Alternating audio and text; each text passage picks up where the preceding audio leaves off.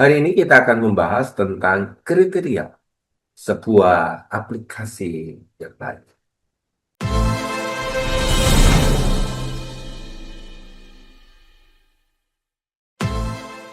Aplikasi yang baik harus memiliki beberapa kriteria. Tentu yang pertama, aplikasi itu harus lahir dari makna teks. Oleh sebab itu, poin pertama kita adalah aplikasi yang baik adalah aplikasi yang Alkitabiah, bukan dari ide sendiri. Kita tidak memaksa ayat mendukung agenda kita, tetapi membiarkan firman itu berbicara apa adanya. Sebab definisi dari sebuah aplikasi apa yang kita lakukan. Tetapi aplikasi itu lahir dari sebuah eksposisi, yaitu apa yang Tuhan ingin katakan. Apa yang Tuhan katakan. Kalau kita melihat di dalam Filipi 4 ayat ke-6 misalnya, Paulus berkata, janganlah hendaklah khawatir tentang apapun juga. Maka aplikasinya bukan sekedar kita harus tenang dan berpikir secara positif. Tetapi kita harus tahu bahwa aplikasi itu Alkitab. Oleh sebab itu, karena Tuhan dekat dan memelihara kita, kita harus menyerahkan segala kekhawatiran kita di dalam doa. Jadi arahkan aplikasi itu berakar, didasari kepada iman kita kepada Tuhan. Bukan teknik ketenangan diri. Pertama, Alkitab. Kedua, harus memiliki sesuatu yang bersifat konkret atau relevan. Ya, namanya juga aplikasi. Dia harus relevan. Aplikasi harus menyentuh kehidupan nyata jemaat. Di rumah, di tempat kerja, relasi, pergumulan, di dalam gereja. Harus menyentuh sebuah komunitas yang ada. Harus melibatkan kehidupan kita bersama dengan Tuhan. Komunion. Jangan berhenti pada kata-kata yang abstrak. Kita harus lebih beriman.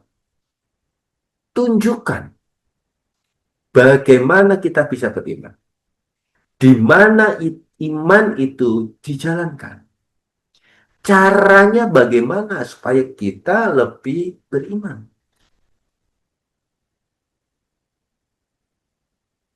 Contoh, saudara mungkin minggu ini Anda mengalami masalah tekanan ekonomi. Atau berita buruk dari dokter yang akhirnya membuat Anda menjadi cemas. Firman ini menggali kita untuk datang kepada Tuhan di dalam doa, bukan lari kepada kekhawatiran. Ketika Anda hendak membuka handphone, melihat sebuah pesan, dan menghitung sisa saldo, berhentilah sejenak dan berdoa. Serahkan kepada Tuhan. Saudara, hal-hal yang konkret, nyata, dijawab. Di situ ada kata-kata handphone, sisa saldo. Tetapi iman itu beranjak ketika kita berkata, berhentilah sejenak dan berdoalah. Serahkan itu kepada Tuhan. Hal ini ditegaskan di dalam kitab Filipi 4 ayat ke-16. Nyata, konkret, dan relevan. Ketika selain Alkitabiah, selain konkret dan relevan, maka yang ketiga adalah dia bersifat Kristus sentris. Aplikasi yang baik itu mengarahkan jemaat kepada Kristus. Mengapa harus diarahkan kepada Kristus? Bukankah dia adalah sumber kekuatan, sumber keteladanan, sumber kehidupan, sumber kasih karunia, sumber anugerah di dalam dia?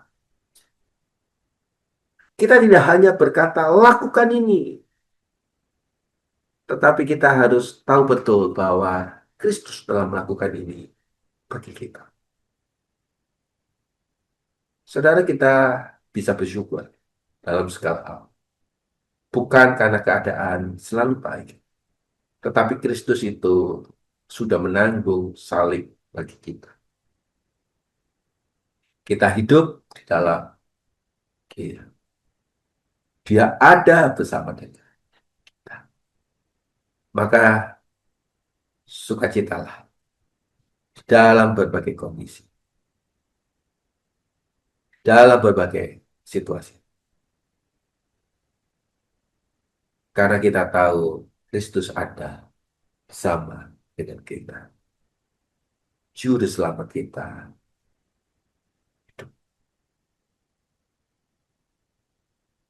Arahkan semua aplikasi, simpulkan semua aplikasi di dalam sebuah pribadi, yaitu Kristus Yesus. Dan ajak jemaat untuk mengalami perubahan kehidupan. Aplikasi bukan hanya menambah pengetahuan kita, lalu tetapi dia harus menggerakkan hati kita yang paling dalam untuk mengarah kepada sebuah pertobatan dan ketaatan. Hari ini kita ambil satu langkah nyata deh. Ubah kebiasaan kita yang mengeluh. Ubah tradisi kita yang suka menggerutu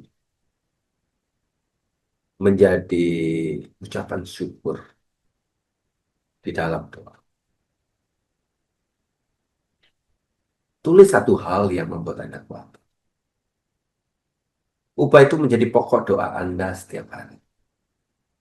Biarlah hidup kita menjadi kesaksian bahwa Tuhan kita lebih besar, lebih ajaib, lebih heran dari apa yang kita pikirkan yang membuat kita menjadi dorong jemaat, dorong pendengar untuk mengalami perubahan. Aplikasi yang baik mengalir dari firman, menyentuh hidup, memulakan Kristus, mengubah. Tanpa aplikasi, khotbah hanya berhenti di dalam sebuah pikiran atau angan-angan atau bangku studi. Tapi dengan aplikasi yang benar, izinkan firman Allah itu menembus hati dan mengubah kehidupan jemaat. Karena tujuan sebuah khotbah tidak lain dan tidak bukan, yaitu membawa jemaat mengenal Kristus, mengerti hati yang Kristus, paham akan pribadi Kristus. Kiranya Tuhan memberkati kita di saat kita mempersiapkan setiap kerangka khotbah yang ada. Ayo, gumuli bagian ini. Letakkan bagian ini. Nyatakan bagian ini untuk melihat kondisi jemaat. Tuhan Yesus memberkati kita. Amin.